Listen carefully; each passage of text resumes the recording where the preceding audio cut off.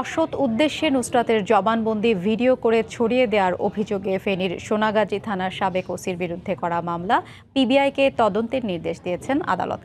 এদিকে এ মামলার এজাহারভুক্ত আসামি পৌর কাউন্সিলর মকসুদ আলমের 5 দিনের রিমান্ড মঞ্জুর করেছেন ফেনী চিফ জুডিশিয়াল ম্যাজিস্ট্রেট আদালত। হত্যায় জড়িতদের শাস্তির দাবিতে আজও ফেনীতে মানববন্ধন ও বিক্ষোভ মিছিল করেছেন এলাকাবাসী সহ বিভিন্ন সংগঠন। বিস্তারিত আতিয়া সজলের রিপোর্টে। মাদ্রাসা ছাত্রী নুসরাত জাহান রাফির হত্যার প্রতিবাদে সোমবার সকালে ফেনীর সোনাগাজীর 0 পয়েন্ট এলাকায় মানববন্ধন করেন এলাকাবাসী। প্রায় 1 কিলোমিটার দীর্ঘ মানববন্ধনে রাস্তার দুপাশে দাঁড়িয়ে অংশ নেন বিভিন্ন শ্রেণী পেশার মানুষ। মানববন্ধন শেষে বিক্ষোভ মিছিল বের করা হয়। পরে অধ্যক্ষ সিরাজউদ্দৌলার কুশপুত্তলিকা দাহ করা হয়। হত্যাকাণ্ডের মূল হোতা সিরাজউদ্দৌলা সহ জড়িতদের দৃষ্টান্তমূলক শাস্তির দাবি জানান তারা। আমাদের এই আফুর সকল আসামিদের ফাঁসি না পর্যন্ত আমরা মানববন্ধন করতে থাকবো। যারা এর সাথে জড়িত তাদের উচ্চ শাস্তি দাবি করে ফাঁসি চাই। এদিকে একই দাবিতে শহরের কেন্দ্রীয় শহীদ মিনারের সামনে মানববন্ধন করে বিভিন্ন সামাজিক ও সাংস্কৃতিক সংগঠন। এ সময় বক্তারা নুসরাত হত্যাকাণ্ডে জড়িতদের দৃষ্টান্তমূলক শাস্তির দাবি জানান। পরে বিভিন্ন স্লোগানে একটি বিক্ষোভ মিছিল বের করা হয়।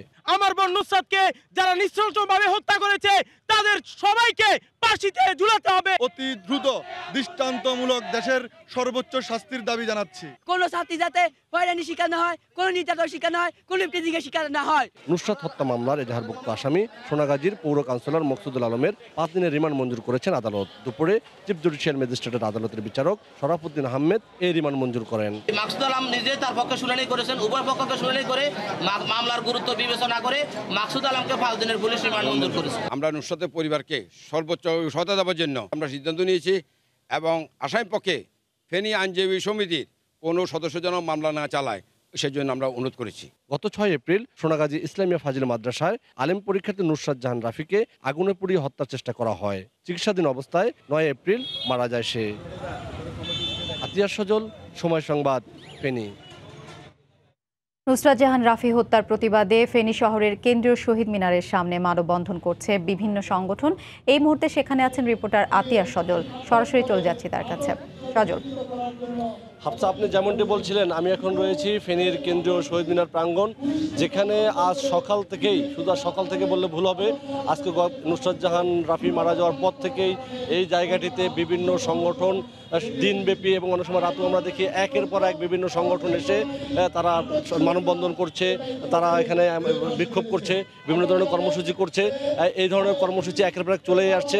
এখন আমার দেখতে পাচ্ছেন আমার পিছনে সুশাসনের জন্য নাগরিক সুজনের ব্যানারে এখানে যে মানববন্ধন অনুষ্ঠিত হচ্ছে, সেখানে জেলা এখানে ফেনী শহর ব্যবসায়ী সমিতি রয়েছে, ফেনী পৌরসভার মেয়র রয়েছে, জেলা আওয়ামী লীগের সভাপতি রয়েছে এবং এখানে বিভিন্ন সামাজিক সাংস্কৃতিকের যে বিভিন্ন সংগঠন রয়েছে, তারা এসে একের পর এক তারা সহমর্মিতা জানাচ্ছেন, প্রতিবাদ জানাতে আসছেন। তারা এসে বারবার, আর যেটা দেখেছি শুধু আজ সকালেও নুসরাত জাহান রাফির নিজ যে উপজেলা রয়েছে সোনাগাজীতে এবং নুসরাত জাহান রাফির এলাকা থেকে উত্তর চরচান্দিয়া গ্রাম থেকে বিভিন্ন ধরনের লোকজন এসে, এলাকাবাসীরা এসে মানববন্ধন করেছে, বিক্ষোভ করেছে, মিছিল করেছে। তারা এছাড়াও আমরা বিভিন্ন জেলা থেকে, বিভিন্ন উপজেলা থেকে, আমাদের ফেনীর যে বিভিন্ন উপজেলাগুলো রয়েছে সেখান থেকেও খবর পাচ্ছি প্রত্যেকটা উপজেলায় বিভিন্ন সংগঠনের ব্যানারে মানববন্ধন হচ্ছে, বিক্ষোভ কর্মসূচি হচ্ছে। তারা দাবি জানিয়েছেন এই নির্মম হত্যাকাণ্ডটির যেন সঠিক বিচার হয়, যেন তনু, খাদিজা এবং সাগররুনির মতো মামলার যেন অন্ধকারে নিমজ্জিত না হয়। তারা এই মামলার আলোর মুখ দেখতে চায়। এই মামলায় যারা এখন পর্যন্ত নাম এসেছে, যারা এখনও পর্দার আড়ালে রয়েছে, যারা এখনও বিচারের মুখোমুখি নাম আসে নাই, তাদেরকে পর্দার ভিতর থেকে বাইরে এনে দৃষ্টান্তমূলক শাস্তির মুখোমুখি করানোর দাবি জানিয়েছেন। আপনাকে জন্য জানিয়ে রাখি, এখানকার বক্তারা জানিয়েছেন নুসরাত জাহান রাফি মরে গিয়ে এটা দেখিয়ে গিয়েছে প্রতিবাদ কিভাবে করতে হয়। বাংলার মা বোনেরা যে ঘুমিয়েছিল, সেই তাদের ঘুম ভাঙিয়ে দিয়েছে। সে প্রতিবাদ করে দেখিয়ে গিয়েছে কিভাবে ইজ্জত রক্ষা করতে হয় এবং ইজ্জত রক্ষা করতে গিয়ে কি বাধার মুখে পড়তে হয়। সেই বাধা ভেদ করে সে মরে গেছে।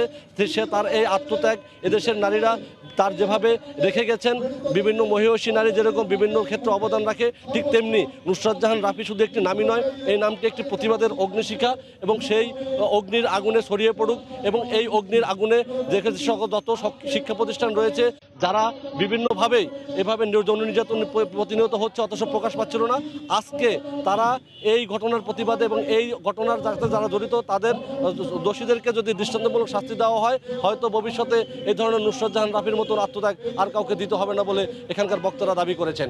এই ছিল এখানকার সর্বশেষ অবস্থা। হাফসা। নুসরাত জাহান রাফি হত্যার প্রতিবাদে ফেনীর কেন্দ্রীয় শহীদ মিনারের সামনে মানববন্ধন করছে বিভিন্ন সংগঠন। সে খবর জানাতে সেখান থেকে যোগ দিয়েছিলেন আতিয়ার সজল।